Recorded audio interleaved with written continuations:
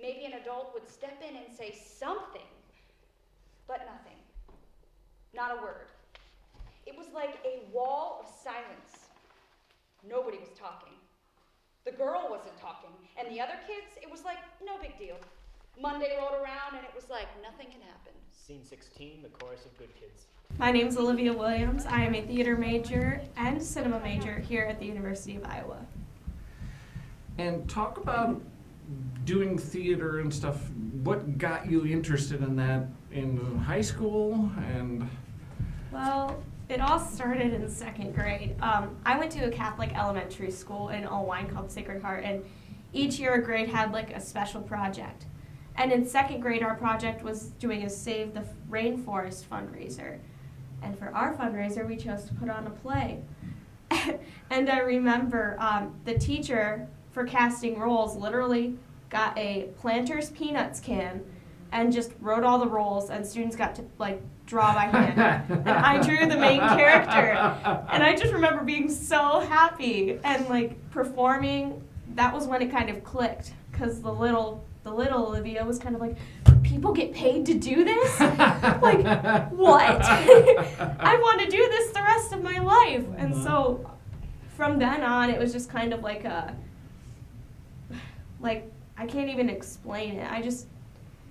I often relate it to something really corny, which is like kind of finding true love, because it's just such a passion for me to tell stories. And it all started then, but from second grade on, I did little things like Camp Creamery would come to Owine from the Amana colonies, and I participated in high school musicals. I was Chip in Beauty and the Beast, and from then on, it's just kind of singing and acting. Yes, I've been singing since like preschool. And then what was it about the University of Iowa and theater arts department that brought you here? Well, I know that I have a lot of family around this area, so if anything should happen, I know I'm safe.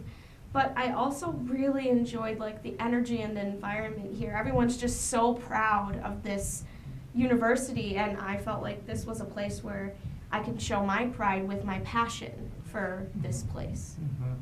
And then what was your first play? What was the first thing you worked on or were involved in? Was it the Crucible, or was there something before here at the university? Yeah. Yeah, it was the Crucible. That's certainly jumping in feet first. Yeah. The Crucible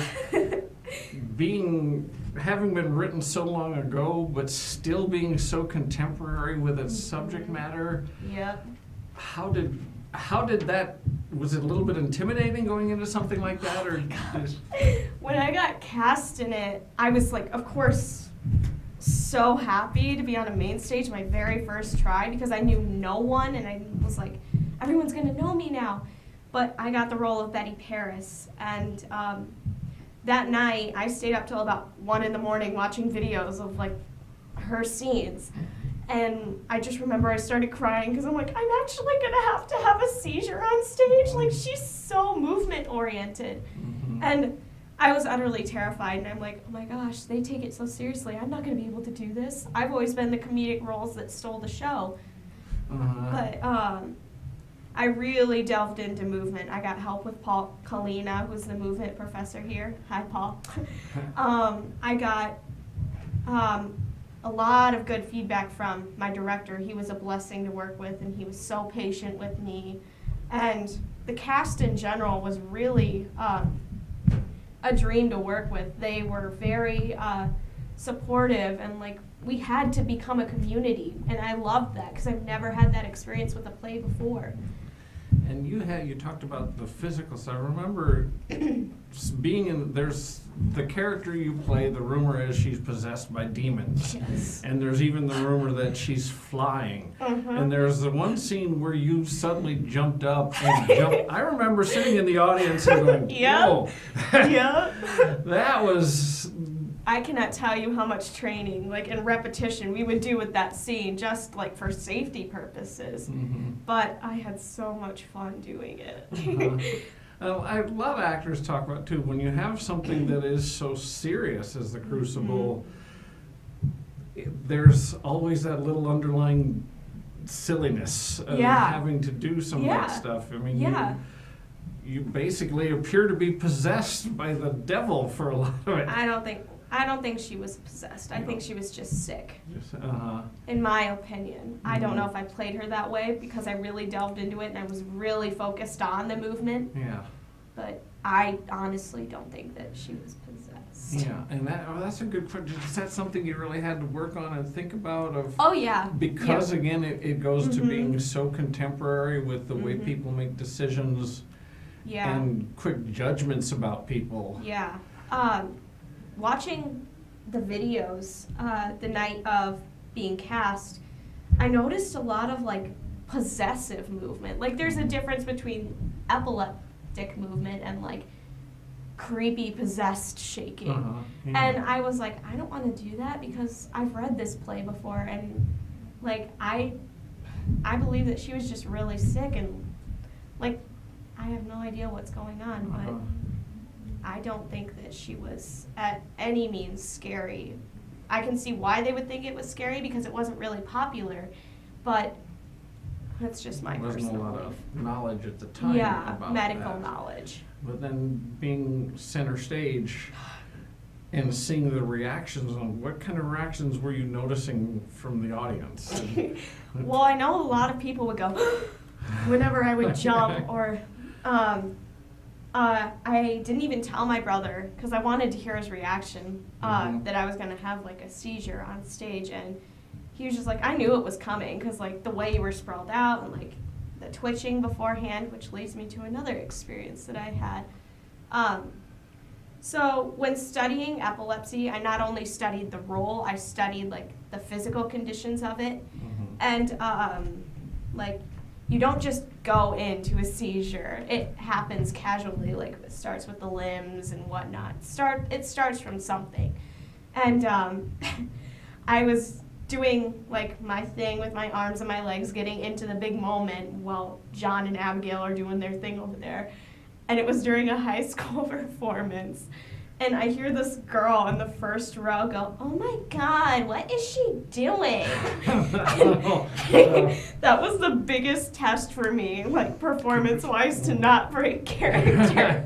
Crucible, even though, like I said, written so long ago, with the things it says, the politics, the racism, Yes. the prejudice. How do you handle that going on stage every night? It deeply saddens me that it can be applied today because, like you said, it happened so long ago, and it just shows me how far we have gone since then, but how far we haven't. We still deal with a lot of that kind of stuff where we don't learn from our lessons, and I think that's why people were kind of laughing at some certain moments during performances because, you know, we're a species that doesn't learn from our mistakes a lot. And I remember we were rehearsing in Maybe Theater, and it was the night after the shootings in Vegas. And before rehearsal, we just all stood together and we had a really big heartfelt talk with one another, especially from our director. And I just remember a lot of people crying because, like, we need to tell this story. This story is more than just about the Salem witchcraft trials. It's about, like, how far we need to go and the ridiculousness of people in general. Yeah. And the Crucible itself is kind of sort of a flaw. It has a big flaw because, you know, coming from a female perspective, the story is about girls. These 4 girls accusing, you know, people in general. But yet it has a male protagonist. So it goes hand in hand. There's a lot that comes from it, don't get me wrong. It's the Crucible. It's so creative and so beautifully written, and it's a story that does need to be told. But I think as time goes on, we realize, oh, there's a lot that's... I remember thinking it was a lot about denial.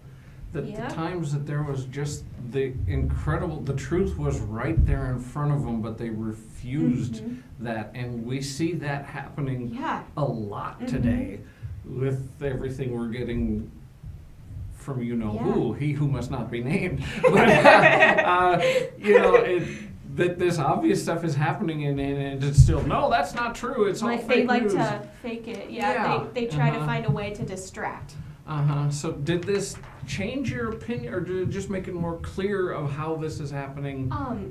What's really weird for me was, like I said before, I was so indulged in like getting the movement right and being truthful to the character and not making it what it shouldn't be, I guess, essentially. I was so fixated on making sure that I could do it because I'd never done it before. But that night that we like all got together and kind of prayed and like put our hearts out about the shootings in Vegas was kind of eye-opening to me. And I just remember crying too because we don't learn from our lessons. And it made me realize that the show spoke to more than just blaming like people. And many have said you can't play Abigail Williams as the bad guy because in a way she's a victim too. Like with Me Too and everything, I guess you could apply it as well because this is another thing. I'm kind of going to go on a rant. But when the story first came out, everyone's like, oh, John Proctor's the perfect character. He's so noble. He's so strong. And he takes one for the team. He lays his whole life down because of his honesty. And I remember us girls getting together like, no. Like, we need to pay attention to what actually happened. Like, is anyone noticing what happens in the woods? Like, he's still messing with this little girl. But, like I said, we still have a lot to go from just for that. Good, great. And then, since then, after having done main stage, what other little aspects of theater have you been able to work in? You're doing a reading coming up. Yeah, and I'm it's doing a play reading for a new festival. play festival. I've done little things here and there, but I've been really busy with, I'm also a cinema major, so I have a lot of like film work to be doing, and I'm also focusing on the other side rather than just acting. So that really takes a toll on my time. But I've done, I did a workshop this semester. I've done a reading in 10-minute. I've done a reading for a playwright here at the university, and I'm doing another reading in New Play Festival. I've also done acting for my film major too. We did a group project in my Modes of Film class called Brandon Park, and I was chosen to be the actor in that and the assistant director, which was an amazing experience as well. And then how difficult is it for you to change the focus from theater acting to film acting? Having done both, is it real difficult, or do you sort of come to it automatically? They both have their pros and cons for me personally, because with film acting, you have more of a chance to get what you want in the character, because like you have many different takes to redo it, whereas like theater, stage acting, you go once, you give it your all. If you mess up, oh well, you can't redo it. In theater, you go from this kind of performance to this, small. But it's also really hard to stay in character when you're constantly redoing the same scene, which that's something that I've been like focusing on a lot in my movement classes and my acting classes. Although they're more theater based, I take it with me every day in my acting. And you've also done more behind the camera work, where you're looking at a whole different thing too. How do you adjust from? I believe that in order to work in any arts that's to do with theater or film, I believe that if you're going to be a director or an assistant director or anything in that position, you have to learn acting too. You have to know what these actors are going through. You have to know the proper things to say to them. You have to know what it's like to be in the actor's shoes.